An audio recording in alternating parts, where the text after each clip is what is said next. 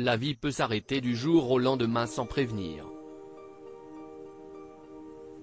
Et personne n'est à l'abri de la fatalité du destin.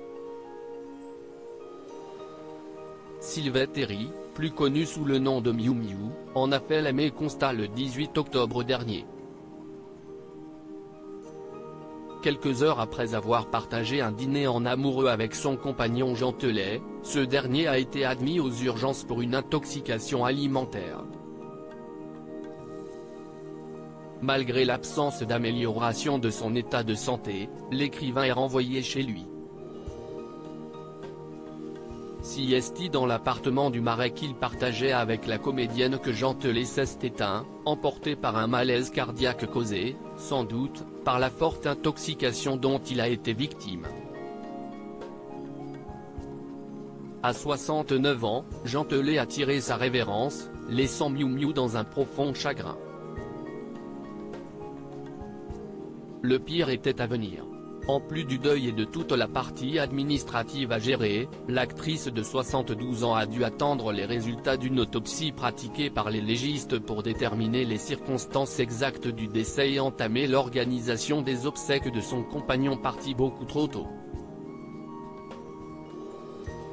Pour certains, Sieste a pari que l'auteur serait inhumé, d'autres imaginaient une cérémonie en Bretagne, dans le département des Côtes-d'Armor que Jean Telet chérissait et où le couple possède une maison.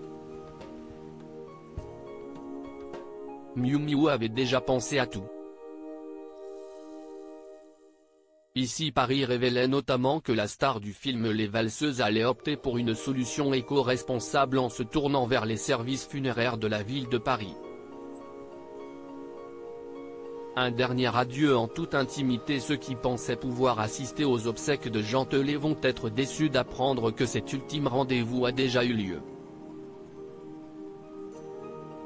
Voici révèle que les obsèques ont eu lieu ce mercredi 9 novembre dans la plus stricte intimité. Les proches de Jean Telet, dont Miu Miu, évidemment, ont pu rendre un dernier hommage à l'écrivain au cimetière de Montmartre dans le 18e arrondissement de Paris. Des instants bouleversants au cours desquels la comédienne a sûrement pu compter sur le soutien de ses filles Angèle et Jeanne, présentes à ses côtés depuis le terrible drame.